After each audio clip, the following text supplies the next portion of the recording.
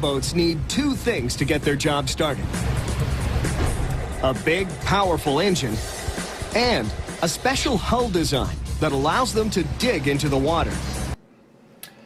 And we are back with the little tugboat. This is the Lindberg kit. And I decided on a color scheme. We're not going to do it like the box art, which is the gray and green. So I decided to go with the old, and I'll put the picture up here, the old Heller box art when they had this kit. And they did this tug in a black and red, and I really like it. So that's what we're going to do our tug as, a black and red, mainly, two main colors. So should be pretty cool. Anyway, our first order of business was to install the sound card. Decided to go ahead and put a sound card in it. We're going to put it in it and not under it in a base, because I want the sound to come out from the boat itself. So I thought I'd take advantage of the one-piece hull here. As you can see, it's one piece. We don't have to worry about any kind of seam work, because this is so cavernous inside that it should act like a speaker cabinet. And when we go to mount this in there, it should kind of bounce the sound around and make it nice and loud and bright. And so it should work out good. So that's the sound card. We got the boat fenders on it. And there's no they didn't tell you where to put them. There's no like locating holes or any kind of indications on where these fenders go on the hull. So I just used the box art, kind of guesstimated where the fenders go, because I'm not like some boat expert. I have no idea. I just used the box art, and they're pretty close to the box art. May not be exact, but they're pretty close to where they have it on the box art. So had to use some glazing putty because it had some pretty deep sinkholes.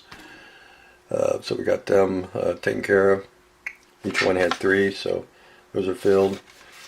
And then we got the bottom taped so we can put our red on, because it'll be red down here, it'll be a white stripe, and then it'll be black up here, based on the Heller box art. So we'll put our red on first, and then we'll let it, and then clear it, and then we'll pull the tape off. We'll add a thin, I have some really thin masking tape. We'll put that on there, and then we'll paint up here black, let that dry, and clear it. We'll pull the tape off, and then we'll have a black, white, and red scheme there on the hull.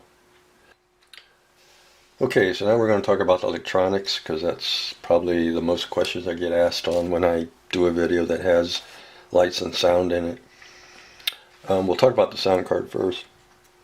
The sound card I get from Big Dogs, at bigdogs.com. They're actually sound cards made for greeting cards, but they work out pretty good for model kits. But you have to have a cable to go from this card to your laptop. It doesn't come with a cable. I have one of these universal ones that have this on one side and this on the other. This is, I think, the old Motorola style, and that goes right into here, just like that. And then this other side is your USB. It goes in your laptop. So I have 4 sounds on here. We have a tugboat horn, some ambient sounds of the ocean and seagulls, and 2 different buoy bells on here. So those are already in there. This is pretty easy. After you get the sound card, you'll get a link from Big Dogs where to download the software.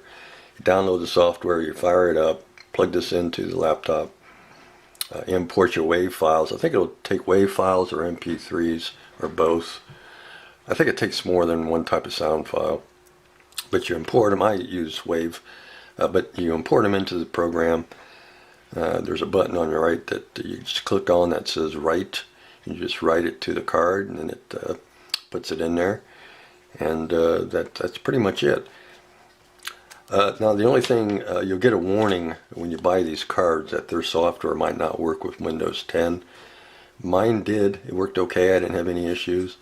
But I have read comments where they couldn't get the software to work with Windows 10. Works fine with Windows 7. Works fine with Windows XP, but you might have issues with 10. Just to let you know. So anyway, after we got all the sounds into the card, then our next step was to remove the batteries, because we're not using those little button cell batteries because they suck. We're going to use our own power supply. This is a 6-volt battery holder, and we'll be using our usual 2032s in there. So we took the batteries off, and then I used my solder sucker. Let me find it here, which is right here. I've had this for probably 25 years to remove the battery holders because they had like a ton of solder on them. But to use one of these is real easy peasy. If you've never used one, you just push the piston down, which locks it, heat up your solder, put the tip by your hot solder, just hit the button, and it just sucks the solder right off the board. And that keeps you from putting too much heat into the board that can damage your board. Or if you're trying to remove a component, it'll keep you from throwing too much heat into your component, and you can damage that component. So they kind of come in handy. I'm not saying you have to have one, but they're just handy to have. So anyway, we've got once we got the batteries off, the holder off, we were able to see which side is negative, which side is positive. Positive is right here, negative is right here.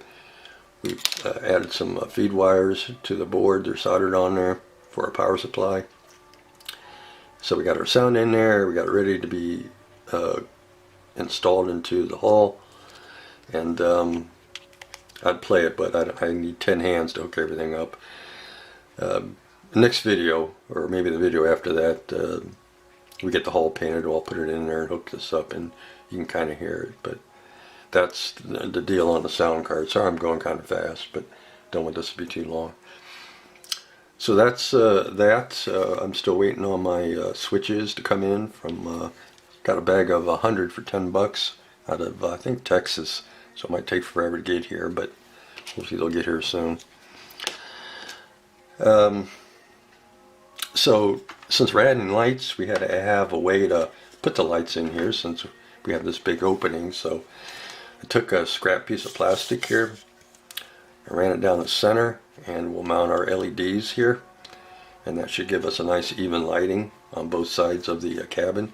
Here is the cabin I already have put together. Didn't go together too bad. It was pretty straightforward, and we have a little bit of seam work to do right here. But other than that, yeah, not too bad at all. And do a little filing up here. One side was a little wider than the other, but we got them evened out. Put together the wheelhouse. That went together pretty good. I did go ahead and glue the door on there, and that made me a little doorknob for the door, because the door didn't have a doorknob. I'm thinking, well, how the hell you open the door? So we had a little doorknob on there, and so that's the cabin area that's been put together. Now, as you can see, the kit doesn't have any glass. Doesn't come with any glass, I mean. So we'll have to put our own windows in. This is where the doors go, so we don't have to worry about them. But the port windows here, we have to put glass into, and right here in the wheelhouse, we have to put glass into it. So I don't know if I'm going to use clear acetate plastic I have, or just use Tester's window maker and put my own glass in there using this. But we also have a hole drilled in to the top here for to light up the wheelhouse. So we got that all done. Now I made a little compartment here because I thought about just putting the battery pack, this battery pack in here.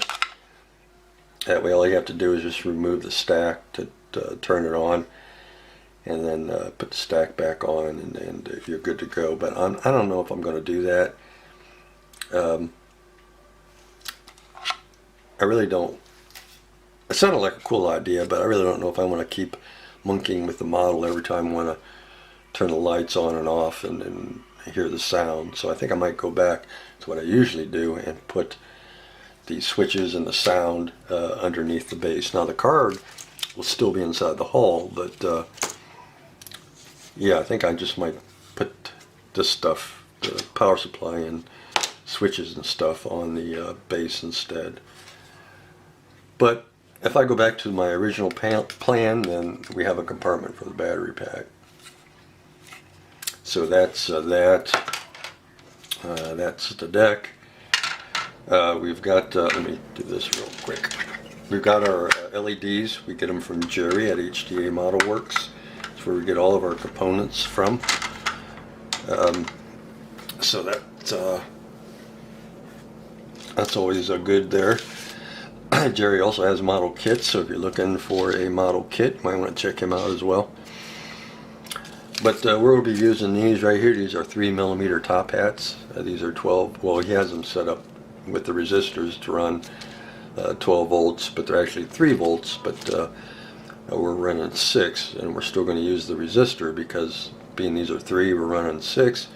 While they'll light up okay, they won't last very long. So, but I think these resistors are 470 ohm, and they're a really nice yellowish, whitish light, which is what I was looking for, almost like an incandescent light bulb.